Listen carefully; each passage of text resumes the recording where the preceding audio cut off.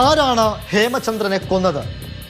മുഖ്യപ്രതി എന്ന് പോലീസ് പറയുന്ന നൌഷാദിന്റെ പങ്ക് എത്രത്തോളമാണ്? താൻ കൊന്നിട്ടില്ലെന്ന് ആവർത്തിച്ച് നൌഷാദ് പറയുമ്പോൾ പോലീസിനെ കാര്യങ്ങൾ കൂടുതൽ കുഴപ്പിക്കുകയാണ്. വിസിറ്റിംഗ് വിസയുടെ കാലാവധി കഴിഞ്ഞ ദിവസമാണ് നൌഷാദ് ബാംഗ്ലൂരിലെ എയർപോർട്ടിലെത്തിയത്. എമിഗ്രേഷൻ വിഭാഗം നൌഷാദിനെ തടഞ്ഞുവെച്ചു. കോഴിക്കോട് നിന്നുള്ള പോലീസ് സംഘമെത്തി നൌഷാദിനെ കസ്റ്റഡിയിൽ വാങ്ങി. ഇന്ന് രാവിലെ മെഡിക്കൽ കോളേജ് പോലീസ് സ്റ്റേഷനിലെത്തിച്ച് ചോദ്യം ചെയ്യുമ്പോഴും ഒരേ കാര്യം തന്നെയാണ് നൌഷാദ് ആവർത്തിച്ചു പറയുന്നത്. ഹേമചന്ദ്രനെ കൊന്നത് താനല്ല, ആത്മഹത്യ ചെയ്തതാണ്, കുഴിച്ചുമൂടി എന്നുള്ളത് നേര് തന്നെ. നേരത്തെ ഫേസ്ബുക്ക് പോസ്റ്റിലടക്കം പറഞ്ഞ കാര്യങ്ങളാണ് നൌഷാദ് ആവർത്തിക്കുന്നത്.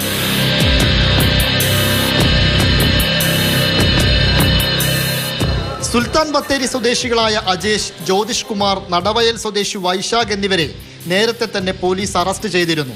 ഇവരെ ചോദ്യം ചെയ്തപ്പോഴാണ് നൌഷാദിന്റെ പങ്ക് വ്യക്തമായത്. മർദ്ദനമേറ്റ് ശ്വാസം മുട്ടിയാണ് ഹേമചന്ദ്രൻ മരിച്ചതെന്നാണ് പോസ്റ്റ്മോർട്ടം റിപ്പോർട്ട്.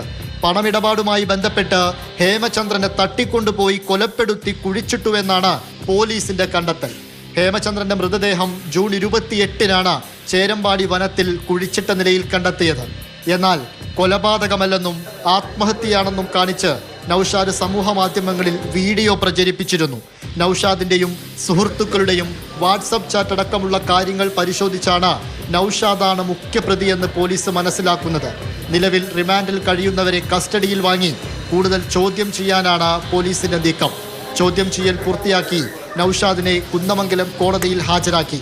2024 ഏപ്രിലിലായിരുന്നു ഹേമചന്ദ്രനെ കാണാനില്ലെന്ന പരാതി ഭാര്യ നൽകിയത്. ഹേമചന്ദ്രൻ നിരവധി ആളുകൾക്ക് പണം നൽകാനുണ്ടായിരുന്നു. നൌഷാദ് അടക്കമുള്ളവർ ചേർന്ന് ഹേമചന്ദ്രനെ തട്ടിക്കൊണ്ടു പോയെന്നും കൊലപ്പെടുത്തിയെന്നും വ്യക്തമാക്കുന്നതാണ് സുഹൃത്തുക്കളുടെ മൊഴി. പക്ഷേ ഈ കേസ് തെളിയിക്കണമെങ്കിൽ ഇനിയും കൂടുതൽ തെളിവുകൾ പോലീസിന് ആവശ്യമുണ്ട്.